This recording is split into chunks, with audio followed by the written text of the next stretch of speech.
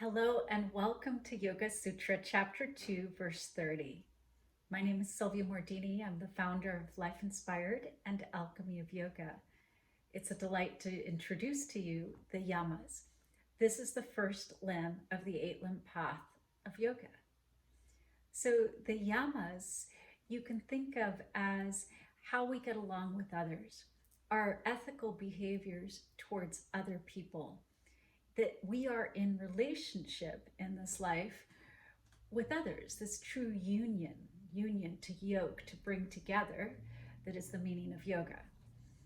So the hardest yoga we do is actually relationship yoga. Downward dog is easy in comparison. So the very first, most important principle of yoga is the first yama, and that is ahimsa. So, a traditional perspective, remember, yoga was only practiced and allowed to be practiced by men until recent days, and therefore, all of the translations, which, if you think about it, just pause and think, could they be subjective or objective? Probably subjective, based upon their social conditioning and what was happening in their lives at that time, that century. So the translations are mostly by men. So therefore, this first principle, ahimsa, is most often described as not harming, as nonviolence. And in a feminine perspective, I want you to consider removing the double negative. Because when we think of do not steal, do not lie, do not harm, do not kill, our brains automatically get triggered to look at the word that we're trying not to promote. So if you say do not harm, do not kill, then all we can think about is harming. That's how the brain is wired. So, from the feminine perspective, by Nishala Joy Devi, it was the very first translation that I was ever privy to from a female. Ahimsa becomes love, compassion for all. It is the difference between promoting the behavior that you want or talking about the behavior that you don't want. So I'll offer you both the masculine translations, but I also am offering you the feminine translation so that you can feel it not just with your head, but with your heart. So if we are practicing ahimsa towards others, reverence, love, and compassion for all, do you feel better informed already intuitively of what to do rather than if I say, do not kill, do not harm? And at the end of the day, I hope that we have a higher threshold than just not killing people, right? Like that doesn't mean that we've met the intention of this yama. I didn't kill anybody, so I guess I'm doing it. That's how well I'm getting along with other people and humanity and relationship yoga. No, I think that the intention was always more than that because yoga is active, Kriya Yoga, we do something. So having reverence, compassion, and for all. Then the second yama is satya. So traditionally in the masculine interpretations, this is truthfulness. And also from the feminine, you could say truthfulness, but also integrity. What is your code? What is your moral code? How do you promote living from a place of integrity in your life that allows you to get along with others in greater harmony? Then the third yama is asteya. And in the masculine, we go back to like a double negative, usually, like do not steal.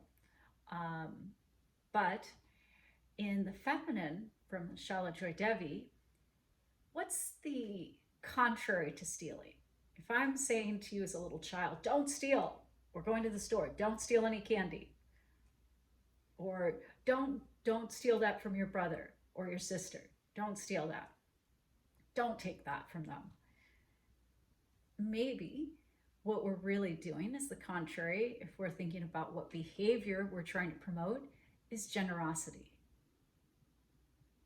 So instead of non stealing from the feminine, it's generosity. Can you live from a place of generosity towards others and share what you have? Then the fourth yama is brahmacharya. And the most masculine traditional translations, and this is not the only one, so just take it with a grain of salt. Remember, those that were able to practice yoga, the only ones were priests, so they were celibate. So therefore, this one gets often translated as chastity, as celibacy, but that's not the only translation.